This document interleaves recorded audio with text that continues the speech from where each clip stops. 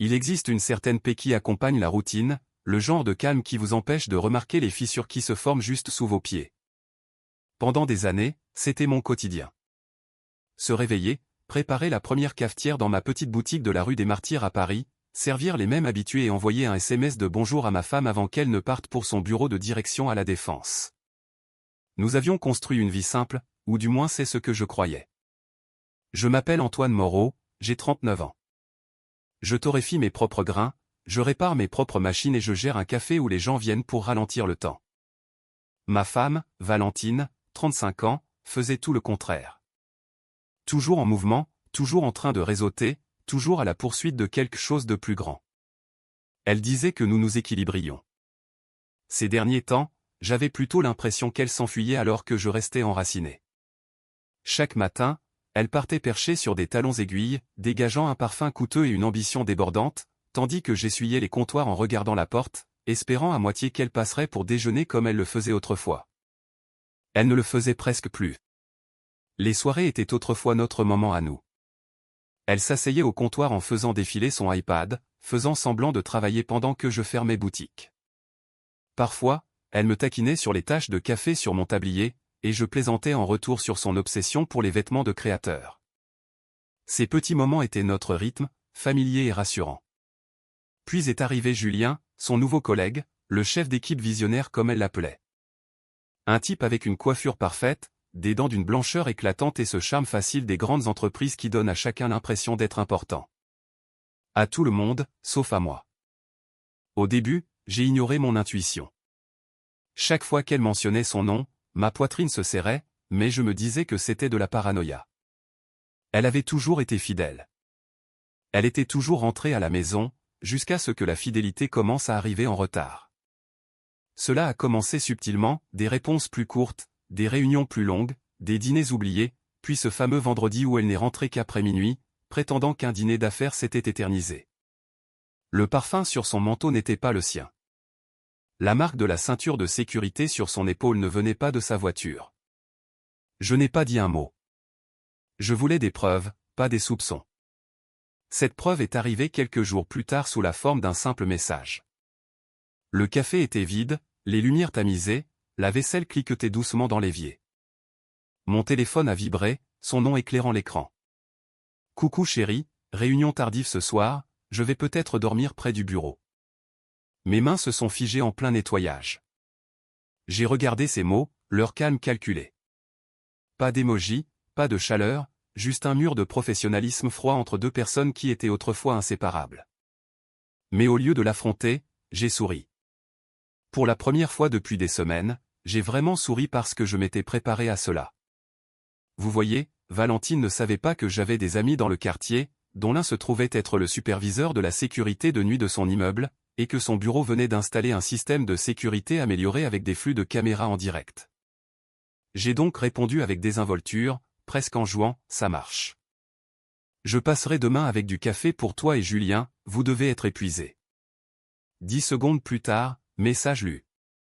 30 secondes plus tard, un appel manqué, puis un autre, puis 10, puis le silence. Ce silence m'a dit tout ce que j'avais besoin de savoir. Je n'ai pas explosé de rage. Je n'ai pas hurlé.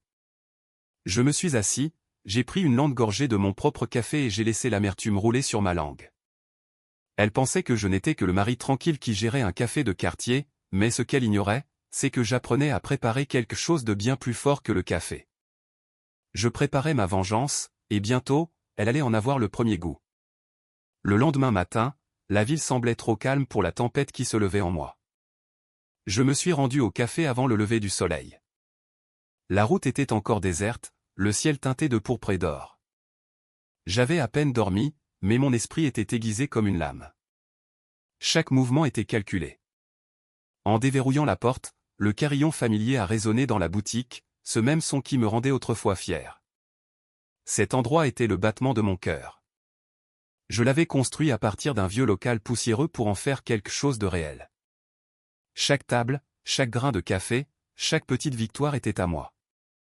Mais dernièrement, même l'odeur du café torréfié ne parvenait pas à étouffer le goût métallique de la trahison qui collait à mes pensées. Je me suis versé une tasse, J'ai fixé mon reflet à la surface sombre et j'ai demandé doucement, quand a-t-elle cessé de m'aimer? La vérité m'a frappé comme une douleur sourde. Ce n'était pas soudain. C'était une érosion lente, celle qui se produit quand une personne cesse de remarquer les efforts de l'autre et que quelqu'un d'autre les remarque à sa place. À 8 heures, le café s'est rempli de la foule habituelle du matin. J'ai souri, pris les commandes, j'ai même fait quelques plaisanteries. Pour quiconque me regardait, j'étais juste un homme de plus gérant son affaire. À l'intérieur pourtant, je répétais non pas mes répliques, mais mon plan.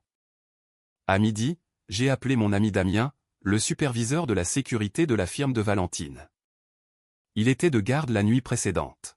« Salut Damien, tu te souviens des flux de caméras dont tu m'as parlé ?» Il a hésité.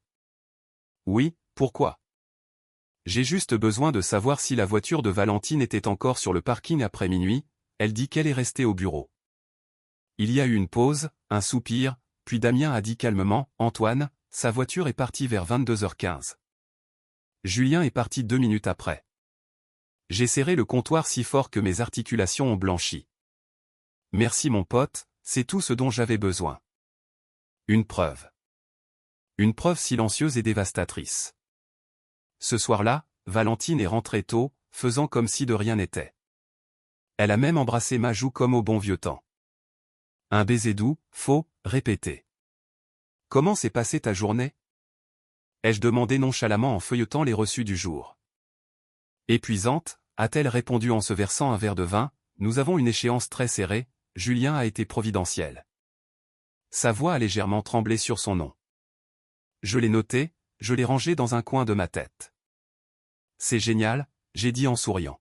« Au fait, je m'occupe du service café pour l'événement caritatif de ton entreprise la semaine prochaine, c'est Damien qui m'a recommandé. » Ses yeux se sont levés d'un coup, une panique brève a traversé son regard avant qu'elle ne la cache sous un sourire suffisant. « Vraiment ? C'est gentil, je ne pensais pas que tu t'intéresserais à mon monde. » Aussi, je m'y intéresse, ai-je répondu calmement, plus que tu ne le penses. Les jours suivants furent un test d'endurance. J'ai agi normalement, j'ai joué mon rôle de mari, de barista, d'ami. Pendant ce temps, je préparais discrètement le moment où elle révélerait sa vraie nature. Chaque soir, elle partait plus tôt, s'habillait de façon plus sophistiquée, rentrait plus tard. Ses excuses devenaient de plus en plus paresseuses, réunions stratégiques, dîners d'équipe, réseautage. Mais ce qu'elle ne savait pas, c'est que j'avais demandé une dernière faveur à Damien, une clé USB contenant les images de vidéosurveillance du vendredi précédent. Quand je l'ai visionnée plus tard, mon cœur s'est vidé. Elle était là, Valentine, riant dans l'ascenseur avec Julien, sa main effleurant son bras. Ils ne ressemblaient pas à des collègues travaillant tard, ils ressemblaient à des amants qui pensaient que le monde s'était arrêté de tourner pour eux. Je n'ai pas hurlé. Je n'ai rien cassé. Je suis juste resté assis en silence, respirant à travers le son de mon cœur qui se brisait. À l'aube, mon plan de vengeance était complet. Samedi matin, je suis entré dans les bureaux du cabinet Brightwell, portant de grandes boîtes de gobelets personnalisés. La réceptionniste m'a souri poliment. Une livraison ? Oui, pour la réunion de préparation du gala, c'est Valentine Moreau qui l'a demandé. Elle a hoché la tête et m'a laissé passer. L'univers avait un sens de l'humour noir, Valentine n'avait aucune idée que j'avais déjà été officiellement approuvé comme prestataire pour l'événement. Je suis entré dans la salle de conférence, posant silencieusement les boîtes. À travers la paroi vitrée, je pouvais la voir rire avec Julien près de la fenêtre, sa main à nouveau sur son épaule. Je ne les ai pas interrompus. J'ai juste placé les boîtes de café avec soin sur le buffet, chaque gobelet portant le logo de mon café et une petite note soigneusement pliée à l'intérieur de l'un d'eux, celui marqué au nom de Valentine. Je suis parti sans dire un mot. 1 heure plus tard, alors que j'essuyais le comptoir de mon café, mon téléphone a vibré. Un message d'elle. « Antoine, on peut se parler s'il te plaît ?» J'ai souri en buvant lentement mon café. « Bien sûr », j'ai tapé en réponse, « mais tu devrais peut-être finir ton verre d'abord. » Ce soir-là, elle est rentrée pâle, tremblante, avec le même regard que lorsque j'avais envoyé le message sur Julien quelques jours plus tôt. Elle a lâché son sac, la voix chevrotante. « Qu'est-ce que tu as fait ?» Je me suis adossé à mon tabouret, aussi calme qu'un homme qui aurait déjà enterré sa colère. « Je n'ai rien fait, Valentine. C'est toi qui as agi. Qu'est-ce qu'il y avait dans cette note? A-t-elle exigé, les larmes aux yeux? Juste un message, ai-je dit doucement, te disant que je sais tout. Les réunions, les mensonges, les nuits tardives, et que cette fois, je ne vais pas me battre pour toi. Je vais te laisser voir ce que ça fait de perdre quelqu'un de fidèle. Sa voix s'est brisée. Antoine, s'il te plaît, j'ai fait une erreur. Non, j'ai dit en me levant. Tu as fait un choix. Je lui ai tendu une enveloppe. Les papiers du divorce que j'avais signés le matin même. À l'intérieur se trouvait également une lettre de transfert de partenariat. L'événement de son cabinet serait désormais coparrainé par Moreau Torréfaction, Mon Café, grâce à une nouvelle investisseuse, Marine, l'ex-femme de Julien, qui avait été plus que ravie de financer mon expansion après avoir appris la vérité. Valentine a fixé les papiers, sans voix. Tu as construit ton monde sur la tromperie, ai-je dit calmement, je construirai le mien sur la vérité et sur un café qui ne refroidit jamais. Alors qu'elle restait figée, les larmes coulant silencieusement, je suis sorti de la maison. L'air extérieur était lourd mais pur, comme la première inspiration après une tempête. Elle pensait pouvoir me réduire en cendres, mais elle avait oublié que c'était moi qui savais comment allumer le feu. Quand je suis parti ce soir-là, l'air portait la fraîcheur des fins, de celles qui brûlent au lieu de geler. Je ne me suis pas retourné une seule fois. Derrière moi se trouvait la maison que nous avions bâtie ensemble, ce foyer transformé en musée de la confiance brisée. Devant moi se trouvait la seule chose qui ne m'avait jamais trahi, mon travail, mon but, mon café. Les jours suivants se sont enchaînés, non pas dans le deuil, mais dans la concentration. Une concentration nette, délibérée, inarrêtable. Je me suis jeté à corps perdu dans le développement de Moreau Torréfaction. Les commandes ont augmenté. Les avis sur Internet affluaient, parlant d'une saveur riche et audacieuse qui touchait les émotions. C'est drôle comme les gens peuvent goûter la passion sans savoir qu'elle a été torréfiée dans le chagrin. Mais même durant mes heures les plus chargées, il y avait une chose que je ne pouvais ignorer, les appels de Valentine. Des dizaines, puis des centaines. Parfois des SMS, parfois des messages vocaux qui commençaient dans la colère et finissaient dans les larmes. Antoine, s'il te plaît, parle-moi. Tu ne comprends pas, Julien ne représentait rien. J'ai fait une erreur, s'il te plaît ne ruine pas ma vie. Je les ai tous supprimés. Le pardon, je l'avais appris, ne signifie pas toujours une conversation. Parfois, cela signifie simplement un silence qui les force à écouter leur propre écho. Pendant ce temps, la nouvelle de mon partenariat avec Marine, l'ex-femme de Julien, s'est propagée comme une traînée de poudre dans les cercles d'affaires parisiens. Elle n'était pas seulement une investisseuse, c'était une force tranquille, le genre de femme qui déplace les pions avant même que les autres ne voient l'échiquier. Quand je lui avais raconté ce que Valentine et Julien avaient fait, elle n'avait ni pleuré ni ragé. Elle avait simplement dit, faisons en sorte qu'ils nous regardent réussir ensemble. Et c'est ce que nous avons fait. Marine m'a aidé à repenser l'image de marque de Mon Café. Elle a obtenu des contrats de distribution exclusifs, a redessiné la boutique et a même organisé un stand pour nous lors du prochain gala de charité du cabinet Brightwell. L'événement même dont Valentine se vantait depuis des mois. Je n'aurais pu imaginer une meilleure poésie. La nuit du gala est arrivée comme une tempête imminente. Je portais un costume noir impeccable, sans cravate, une confiance calme remplaçant la soif de vengeance. Le lieu transpirait l'élégance, lustre, rire, sourire de façade polie jusqu'à la perfection. Et elle était là, Valentine, debout à côté de Julien, vêtue d'une robe argentée scintillante, souriant au photographe comme si sa vie n'était pas bâtie sur des mensonges. Mais quand ses yeux ont croisé les miens à travers la pièce, son sourire a vacillé. Juste assez pour que je voie le spectre de la peur derrière l'éclat. Elle ne s'attendait pas à ce que je sois là. Elle ne s'attendait certainement pas à ce que je sois aux côtés de Marine, dont le logo de l'entreprise partageait désormais l'espace avec celui de Brightwell sur chaque bannière de la salle. Alors que les invités se mélangeaient, Marine m'a chuchoté, elle arrive. Je me suis retourné juste à temps pour voir Valentine s'approcher, son expression étant un équilibre fragile entre le regret et le désespoir. « Antoine, dit-elle doucement, on peut se parler ?» J'ai hoché la tête poliment. « Bien sûr, mais restons professionnels, c'est un événement professionnel après tout. » Elle a scié rapidement, la voix tremblante. « Tu n'étais pas obligé de faire ça, d'amener Marine ici, de t'associer avec elle. Tu essaies juste de nous humilier. » Nous. ai-je répété en haussant un sourcil. Tu veux dire toi et Julien? Le même Julien qui n'a pas su tenir ses promesses ni garder ses distances. Son visage est devenu rouge. Ce n'était pas comme ça. Épargne-moi ça, ai-je dit tranquillement. Tu m'as dit un jour que l'ambition rendait la vie excitante. Félicitations, tu as l'excitation et les conséquences. Julien nous a rejoints, la main sur l'épaule de Valentine, sa confiance vacillante. Antoine, je pense qu'il vaut mieux que nous restions tous civils, le passé est le passé. Je me suis approché, la voix basse mais ferme. Tu as raison, le passé est le passé, mais je suis là pour vous remercier. Sans vous deux, Moreau Torréfaction n'aurait pas grandi aussi vite. Alors, vraiment, santé à la trahison, c'est le meilleur moteur pour les affaires. Sa mâchoire s'est crispée.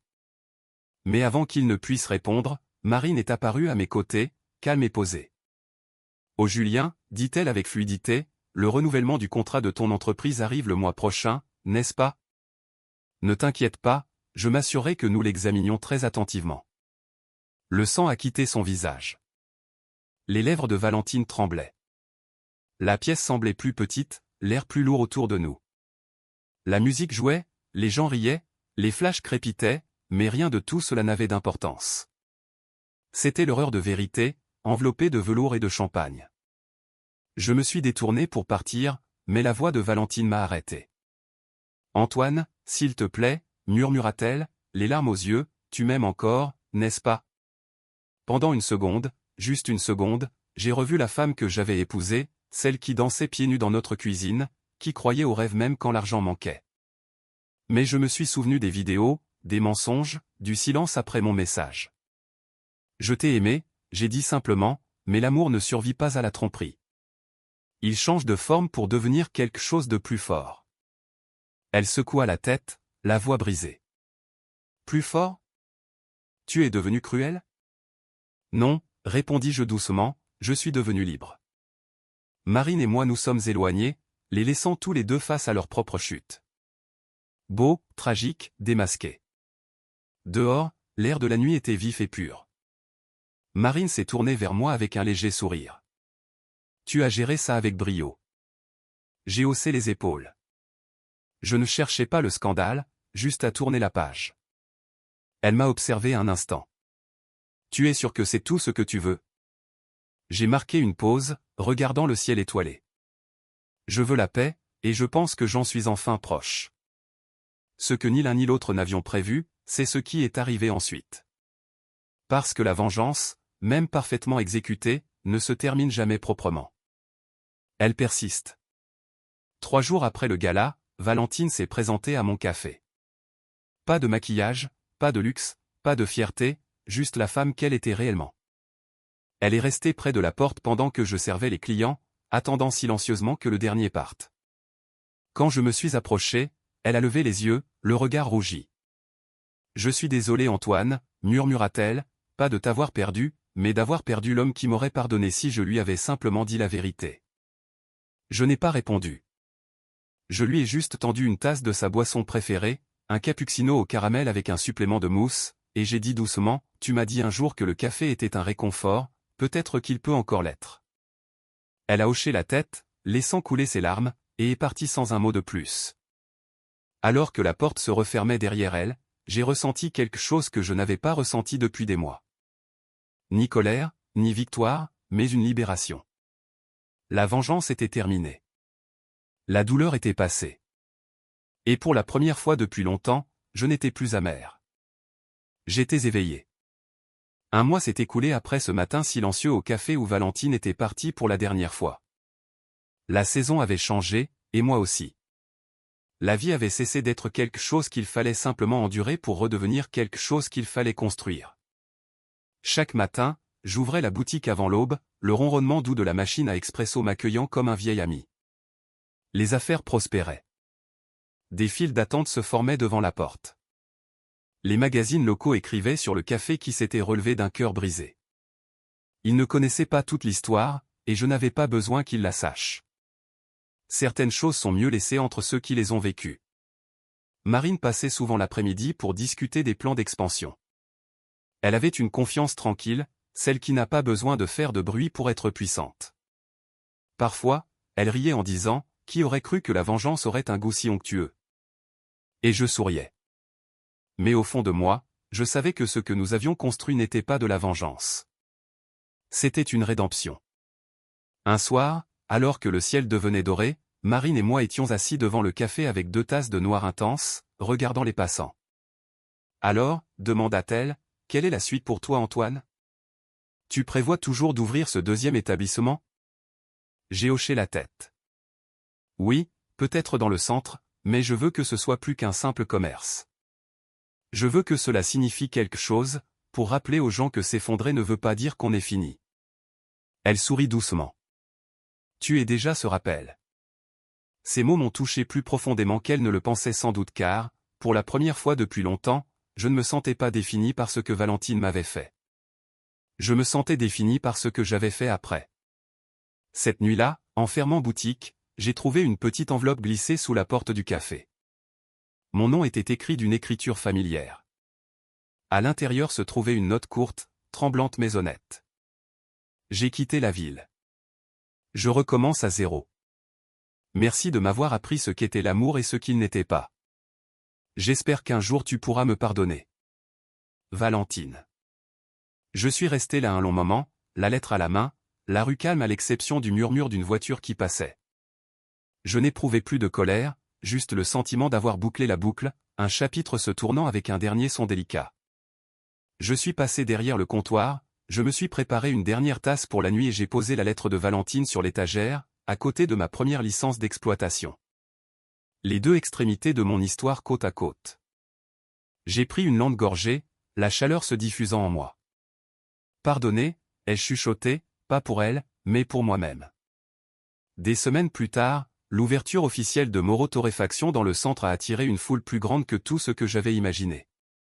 Des journalistes, des investisseurs, des riverains, tous étaient là, les flashs crépitants, les lumières brillant à travers les parois de verre. Marine se tenait à mes côtés, souriante, levant sa tasse pour le toast. À la croissance, dit-elle. À la paix, ai-je ajouté alors que les applaudissements remplissaient la salle. J'ai aperçu mon reflet dans la vitre. Aucune amertume, aucun ressentiment, juste du calme. L'homme qui avait autrefois envoyé un message d'avertissement à sa femme était devenu quelqu'un d'autre, quelqu'un de plus fort. Parce que parfois, la trahison ne vous détruit pas, elle vous raffine. Elle dépouille tout ce qui est faux jusqu'à ce qu'il ne reste que la vérité. Quand le dernier invité est parti ce soir-là, Marine s'est attardée près du comptoir, sa voix douce. Tu sais, dit-elle, je pense que tu as enfin trouvé ta fin heureuse. J'ai regardé autour de moi cet endroit rayonnant de chaleur, ces gens souriant à l'avenir qui ne faisaient plus mal. Non, j'ai dit avec un léger sourire, j'ai trouvé quelque chose de mieux. J'ai trouvé un commencement. Et alors que j'éteignais les lumières et sortais dans l'air frais de la nuit, j'ai réalisé que la vengeance n'avait pas été la fin de mon histoire. Elle n'en avait été que l'étincelle. Ce qui venait après était ma véritable vie.